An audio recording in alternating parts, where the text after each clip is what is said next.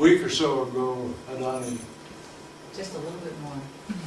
There you go. Adani called. Adani, stand up if you would. Very special guest today. Thank you. And mentioned to me that she was coming into the area with Hada's ashes. And it was Hada's desire to have them released into the local water to be carried on. And I said, well, no, this is timely. This is one of our major procedures here in this very auspicious time of the Sha-Alura installation. And there must be a reason for this. So, Hada and Adani lived here in this area for some number of years and had a very special mission, which I'll tell you about. I should put the other picture on. The next one. Other picture? The other one of Hada. And The two of them? yeah.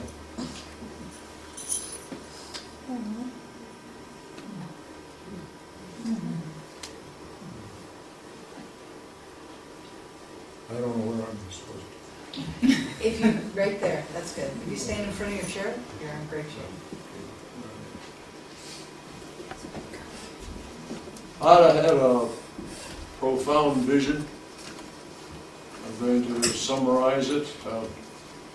Heaven's Stepping Stones is a site. We'll put the site on in a couple seconds and a picture from it. Basically, he wished to honor the goddess and establish a vital energy point, which he has in both cases. And the special system is a golden disc with 1,000 petals on it, representing the crown chakra. But each petal would have the name of the goddess. And in arriving at these names, an important part of this project was to go around the world, and he is emphasizing Aboriginal peoples in collecting the names. So I think that the main driving impetus in his assuming the Native American ethic dynamic state of being, actually becoming that, was to craft in his magic wonderful totems, magical instruments, feathers, the bear claw necklace, various use of the feathers. He had many of the power tools that he crafted himself. He was a gifted artist. Probably the major bit of magic, I'll call it, is his spear. He was deeply involved in the Rochelle system. Our light group work, sat with the groups. He was a Rochelle person. The spearhead is purposely shaped as the Eye of Ra golden ratio rhombus for what that can do. The white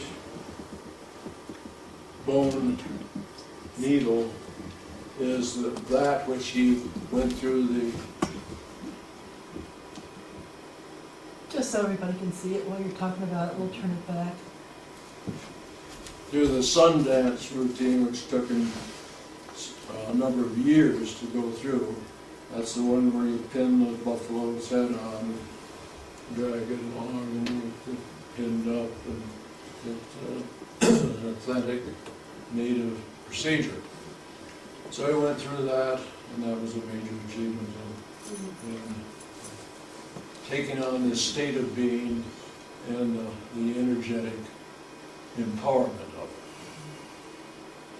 and which he did with all of his beautiful items. There are 3 photographs, samples of the drawings and plans of the disc and that system. They're up here to look at, and you can appreciate the detail and depth of the project, but even just looking at the pictures. Now that disc is etherically mounted and functional. Edie, why don't you put on the one with the islands?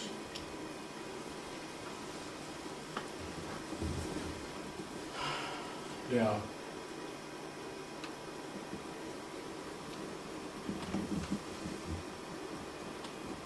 There's 2 islands in the Bering Straits. That disc would be on top of a pylon, and that is pictured here, right here, on the international date line. It's not physically installed, but it is etherically. And a very powerful point.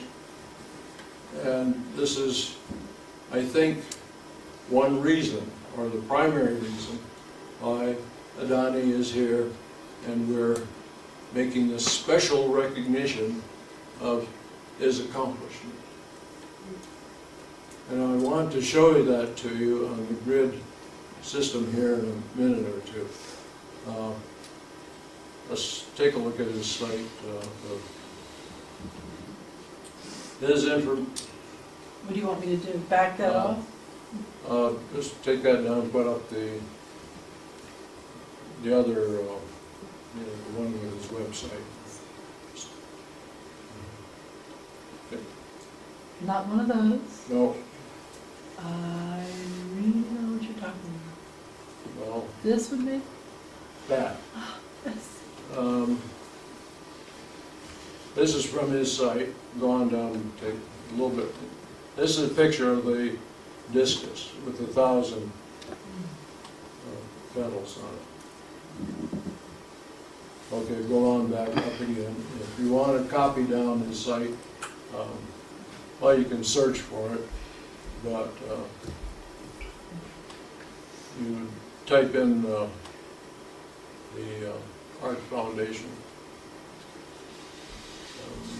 It's right here. Yeah. NUR-2. That's good.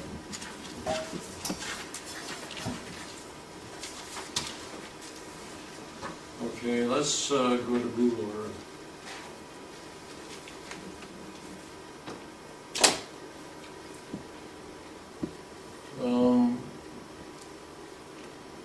Click out, or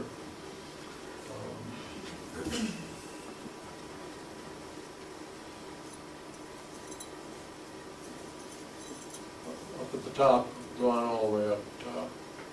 All the way? Yeah. Okay. Click out to Glastonbury. Okay. This one?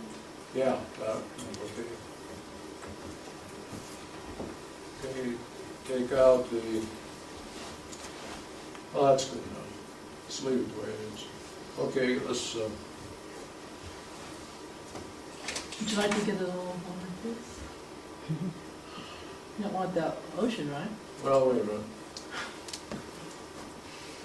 I want to clear some of the board.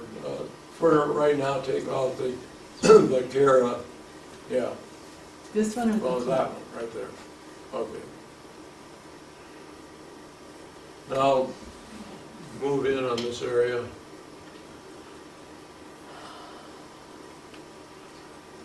That's good. The main intercontinental temple is named by Thoth's direction. The Shekinah Salome Temple of Light. And that is the axis, as you remember, that goes from the Atlantic Sea area through Washington, D.C., then it goes through Serpent Mountain and St. Louis and so forth. Comes right through here, which is the Holy of Holies point, because there is another ley line, not pictured here, that comes on down through that and into the Gulf of Mexico. And this ley line is from Angkor Wat, comes up over through China and over Alaska. Okay, so let's go on up to Alaska. You can take out that one, Solomon, just click that one out. This, And click in the back here, back Cairo. Yeah, right. take out what? I don't see, it's all the way to take out. Yeah, all right. Talking You're, under my no, places. that's all right. Go on up here. Okay, this way a little bit. Go this way. Yeah, that's good. There are three main arcs out in the Pacific. The axes generate them. This is one of them out of the Vancouver area, created during the Vancouver Olympics. There are two others down below that. But the point I wanted you to look at and appreciate, this is the ley line that's coming out of Angkor Wat up through Beijing, and it was generated during the Beijing 2008 Olympics. That when I plotted it in, I connected in Crestone because I felt it needed it, and it did.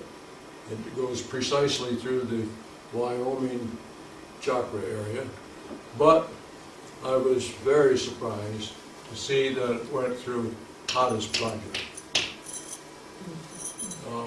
Let's zoom in on that. Oh, wait a minute. Okay, that ley line crosses this cup shape.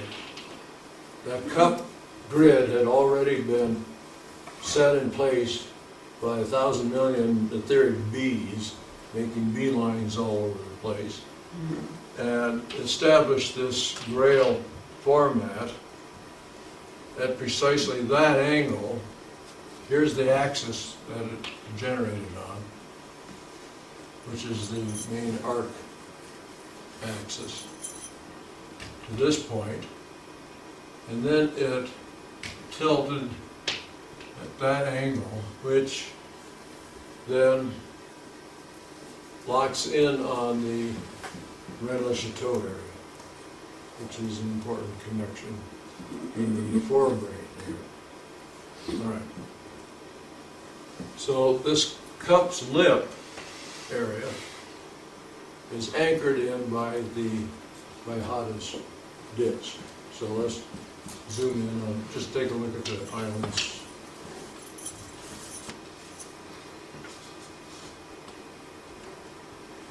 Oh, yeah.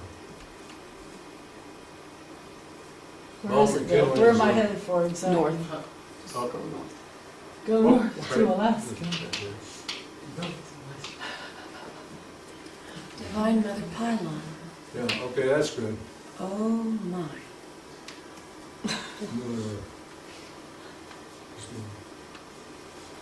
Is that what you want? Yeah. Oh. All right, now, here's the thing. Now, is that the island that you showed us? Yeah, that's, Okay. yeah, the two islands are there. Okay. You can run in on them. Yeah. Yeah, why? I know.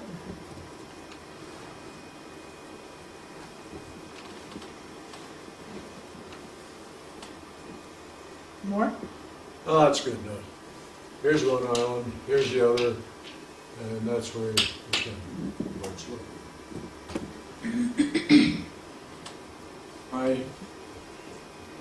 There are two primary points in the grid systems you've seen here, this huge grid.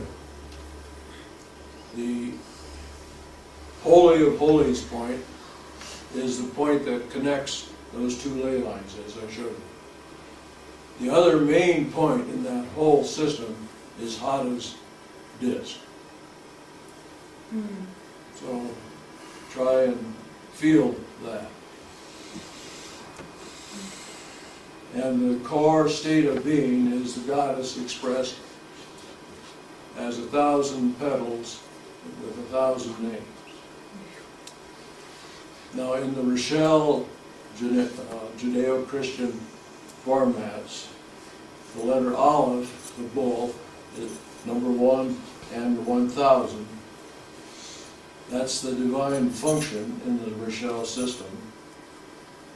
From the unity of one, it creates the synergism of 1,000.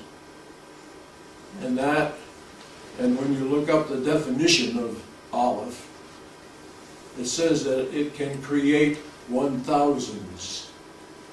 In other words, empower any particular number function by becoming 1,000.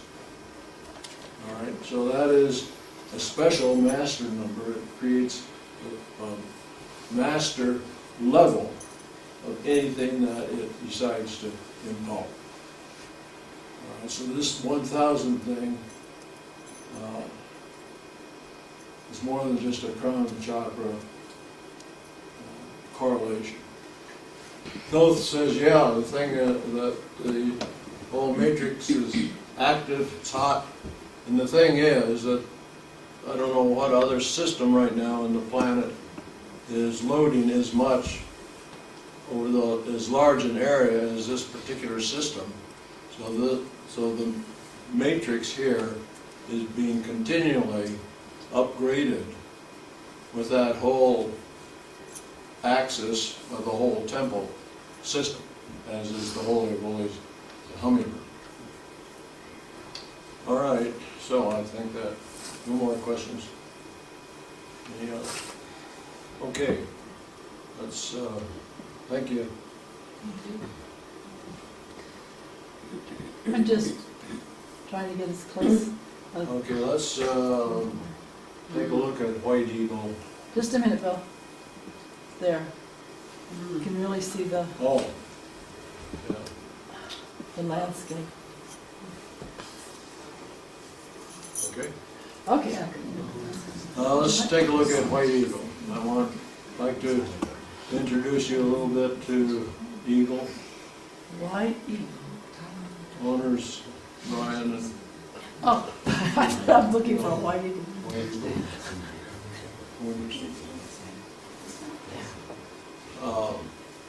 On Google Earth. Oh, again. jeez. I haven't learned to read his mind yet. Never gonna happen. Okay, I'm sorry. You want to do it right to Google, Yeah. which I got rid of because you said you were here. Well, All right, just give me a minute. Bill, can I ask a question? sure. It may be appropriate at a later time, but I keep finding references to Olympics and the Olympics being, essential in establishing certain things. Right. That really eludes me as to what function that has in all of this. Preceding the Olympics, a huge program, a matrix of programs is installed in the world soul. The one event that accesses the world soul at many, many levels, cultures, religions, nations, et al., is the Olympic outfit. And its logo is 5 rings. That's a critical signature.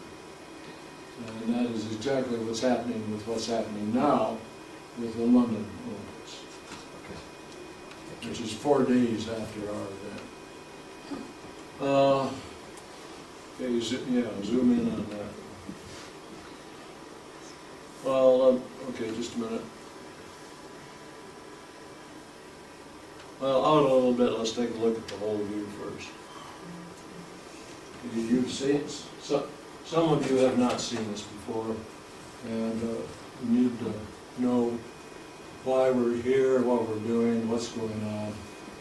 Crestone area is a crown chakra, 7th chakra of 12 in the ascension grid. That is also this major point in this temple system. And it also has other vital functions represented by the other religions here. We have a wide variety because we're a seventh chakra. So,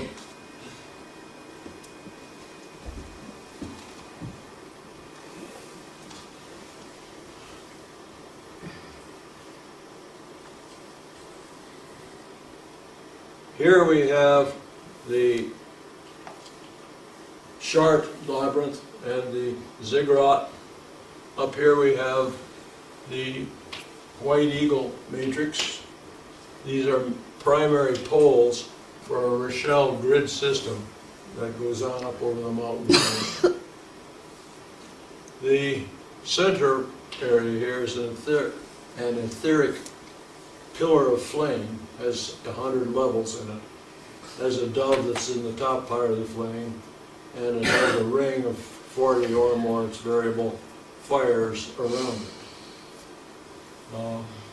So that's the main power point for the area.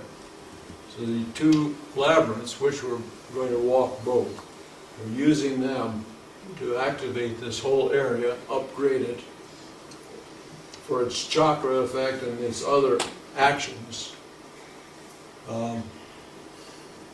And we walk it into the planet through the labyrinths. We have one labyrinth here that's major, and the other is the Chart attuned labyrinth that keys into Europe or the right forebrain. Okay, so the difference is, between them polarity-wise, the White Eagle is a major time gate. It can access any level at any time, at any place, in any universe. Now, it's always been a gate into this area, but now, with this with the renovation and the ongoing installations, it has tripled to the umpteenth power that L gate rhombus function, pillar gate. People coming, just driving by, they're coded to be able to do their job better in this chakra area, in the whole matrix. They can link soul-wise into the facilities, into the grid system. The codes are here. Now when they drive out, they dump them. Whatever they don't need and shouldn't have for their own safety and dharma. So there's a very important function here. Julie likes to tell the story, which is real, that this place has become invisible at least how many times? 6, 7, 8? Yeah, it's disappeared pretty close to 7 times.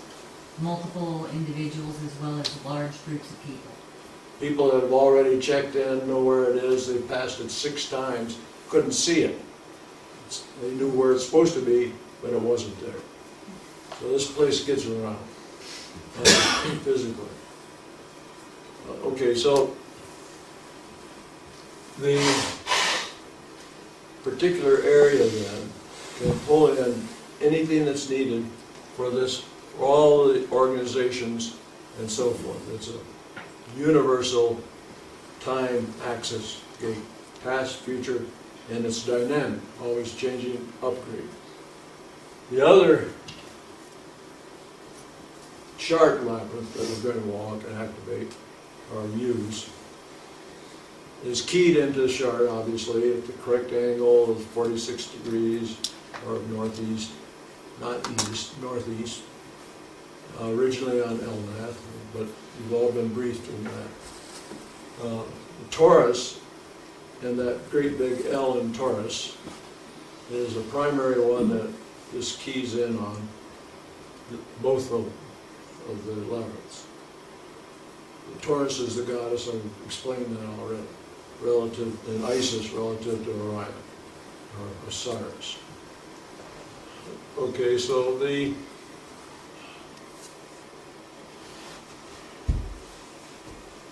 ziggurat is the pole that anchors in the system, and the labyrinth has its own subsystem that keys into that.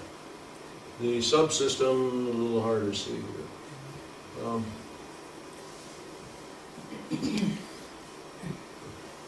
Let's run in on the labyrinth for a second.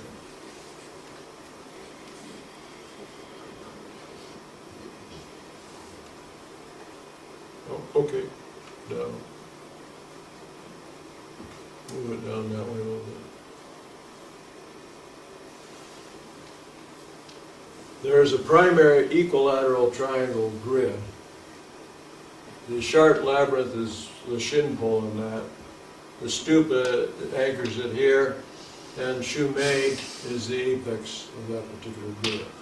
Shumei is really important because it's a primary. We have a number of links into the eastern side of the planet, the other brain half.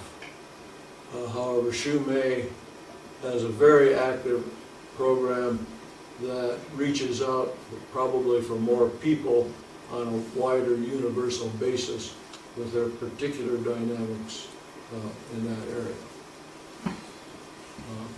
Okay, so that's enough on this for now, I think. Let's go back up to the ego. I just want to quickly show you the main grid system in ego, and then we'll go on.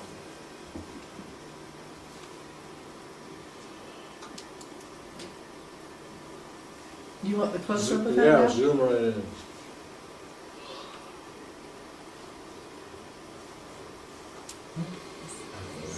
Okay, that's good. Okay.